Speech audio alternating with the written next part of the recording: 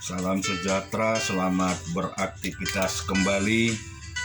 Biarlah hari ini lebih baik daripada hari-hari sebelumnya. Tuhan selalu melimpahkan berkat-berkat-Nya di dalam kehidupan kita semua.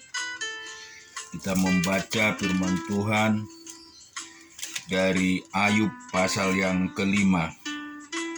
Berserulah, adakah orang yang menjawab engkau?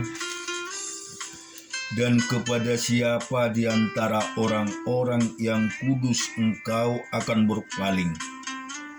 Sesungguhnya orang bodoh dibunuh oleh sakit hati, dan orang bebal dimatikan oleh iri hati. Aku pernah melihat orang bodoh berakar, tetapi serta-merta kukutuki tempat kediamannya. Anak-anaknya selalu tidak tertolong. Mereka diinjak-injak di pintu gerbang tanpa ada orang yang melepaskannya. Apa yang dituainya dimakan habis oleh orang yang lapar, bahkan dirampas dari tengah-tengah duri, dan orang-orang yang dahaga mengingini kekayaannya. Karena bukan dari debu terbit bencana, dan bukan dari tanah tumbuh kesusahan, melainkan manusia menimbulkan kesusahan bagi dirinya sendiri, seperti bunga api berjolak tinggi. Tetapi aku akan mencari Allah, dan kepada Allah aku akan mengadukan pekerjaanku. Ia melakukan perbuatan-perbuatan yang besar dan yang tak terduga, serta keajaiban-keajaiban yang tak terbilang banyaknya. Ia memberi hujan ke atas muka bumi dan menjatuhkan air ke atas ladang. Ia menempatkan orang yang hina pada derajat yang tinggi, dan orang yang berduka cita mendapat pertolongan yang kuat. Ia mengadakan rancangan orang cerdik. Ia menggagalkan rancangan orang cerdik, sehingga usaha tangan mereka tidak berhasil. Ia menangkap orang berhikmat, sehingga kecerdikannya sendiri, sehingga rancangan orang yang belat-belit digagalkan. Pada siang hari mereka tertimpa gelap, dan pada tengah hari mereka meraba-raba seperti pada waktu malam. Tetapi ia menyelamatkan orang-orang miskin dari kedahsyatan mulut mereka, dan dari tangan orang yang kuat. Demikianlah ada harapan bagi orang kecil, dan kecurangan tutup mulut. Sesungguhnya berbahagialah manusia yang ditegur Allah. Sebab itu janganlah engkau menolak didikan yang Maha Kuasa, karena Dialah yang melukai tetapi juga yang membebat. Dia yang memukuli tetapi yang tangannya menyembuhkan pula. Dari 6 macam kesalahan engkau diluputkannya, dan dalam 7 macam engkau tidak kena malapetaka. Pada masa kelaparan engkau dibebaskannya dari maut, dan dalam masa perang dari kuasa pedang dan cemeti lidah engkau terlindung. Dan engkau tidak usah takut bila kemusnahan datang. Kemusnahan dan kelaparan akan kau tertawakan, dan binatang liar tidak akan kau takuti.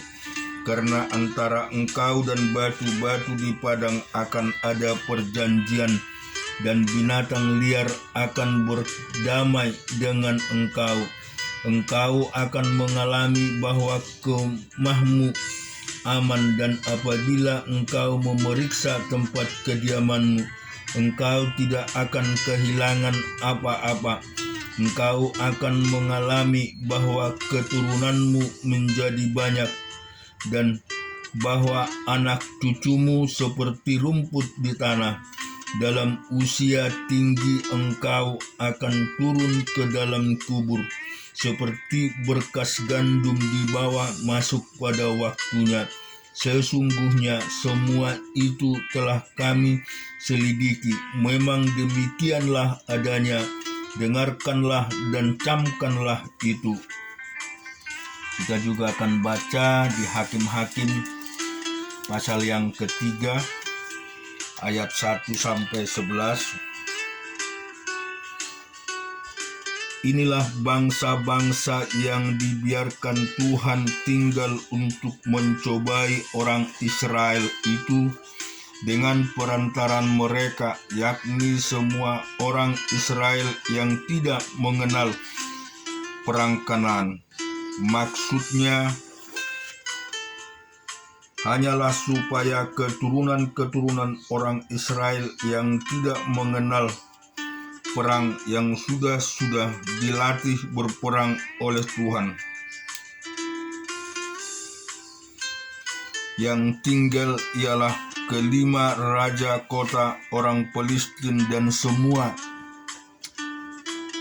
orang Kanaan, orang Sidoa, dan orang Het-Hewi yang mendiami pegunungan Libanon, dari gunung Baal Hermon sampai ke jalan yang menuju ke Hamat. Mereka itu ada di sana supaya ia mencobai orang Israel dengan perantaran mereka, untuk mengetahui apakah mereka mendengarkan perintah yang diberikan Tuhan kepada nenek moyang mereka dengan perantaraan Musa. Demikian orang Israel itu diam di tengah-tengah orang Kanaan, orang Het, orang Amori, orang Peris, orang Hewi, dan orang Yebus.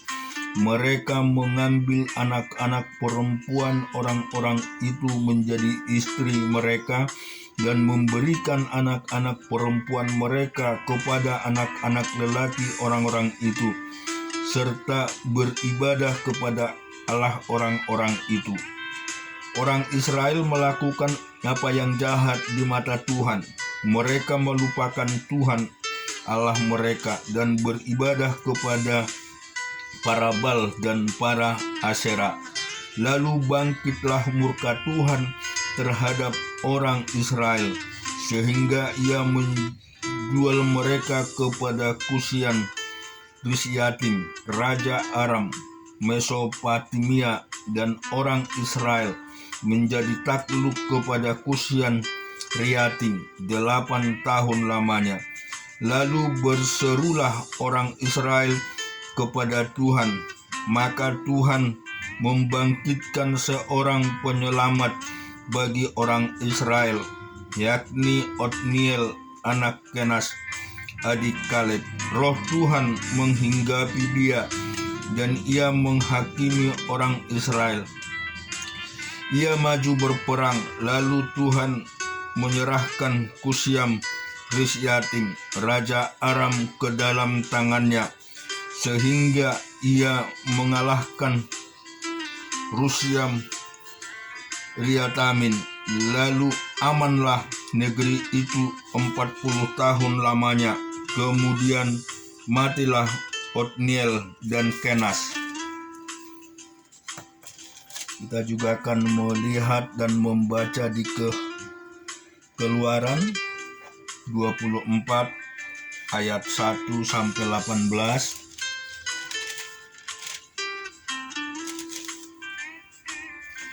Berfirmanlah Tuhan kepada Musa, naiklah menghadap Tuhan engkau dan Harun, Nadab dan Abihud, dan 70 orang dari para tua-tua Israel, dan sujudlah kamu menyembah dari jauh.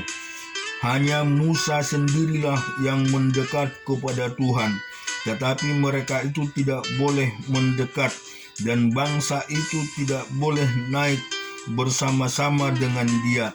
Lalu datanglah Musa dan memberitahukan kepada mereka itu segala firman Tuhan dan segala peraturan itu. Maka seluruh bangsa itu menjawab serentak, segala firman yang telah diucapkan Tuhan itu akan kami lakukan.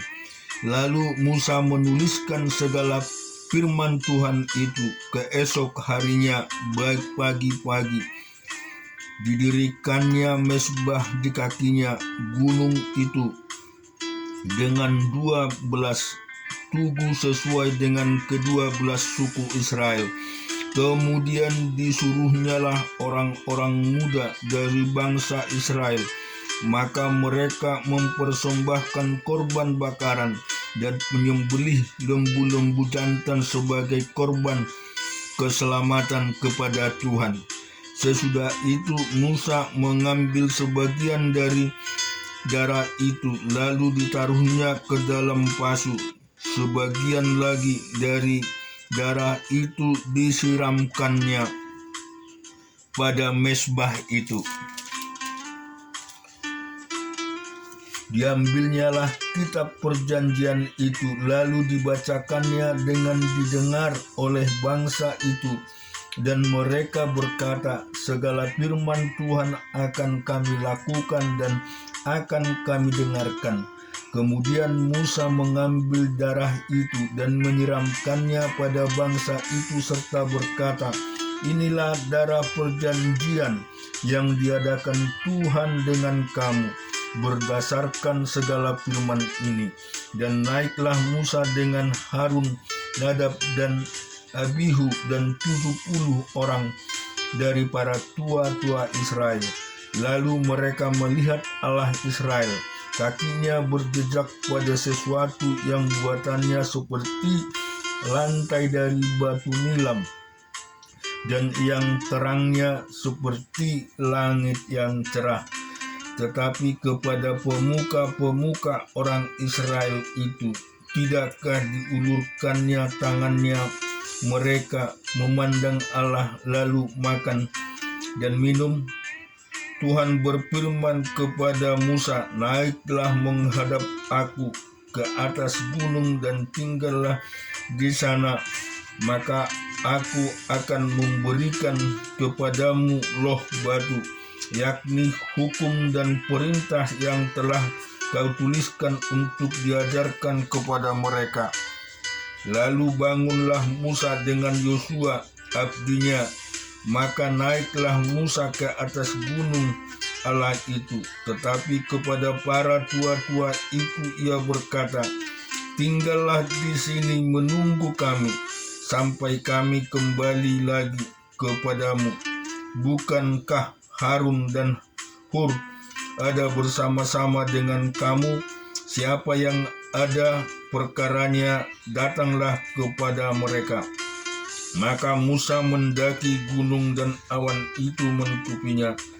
Kemuliaan Tuhan diam di atas gunung Sinai, dan awan itu menutupinya 6 hari lamanya. Pada hari ke-7 dipanggilnyalah Musa dari tengah-tengah awan itu. Tampaknya kemuliaan Tuhan sebagai api yang menghanguskan di puncak gunung itu pada pemandangan orang Israel. Masuklah Musa ke tengah-tengah awan itu dengan mendaki gunung itu. Lalu tinggallah ia di atas gunung itu 40 hari dan 40 malam lamanya. Dari Perjanjian Baru kita baca di Matius pertama ayat 18 sampai dengan 25. Kelahiran Yesus Kristus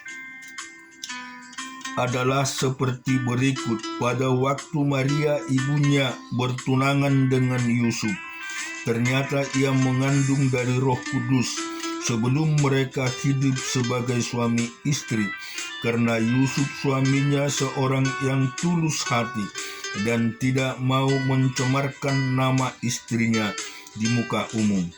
Ia bermaksud menceraikannya dengan diam-diam, tetapi ketika ia mempertimbangkan maksud itu, malaikat Tuhan nampak kepadanya dalam mimpi dan berkata, "Yusuf, anak Daud, janganlah engkau takut mengambil Maria sebagai istrimu, sebab anak yang di dalam kandungnya adalah Roh Kudus.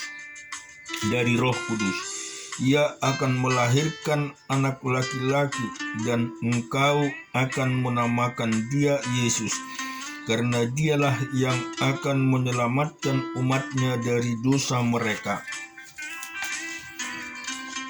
Hal itu terjadi supaya genaplah yang difirmankan Tuhan oleh Nabi, "Sesungguhnya anak darah itu akan mengandung dan melahirkan seorang anak laki-laki, dan mereka akan menamakan dia Immanuel," yang berarti Allah menyertai kita.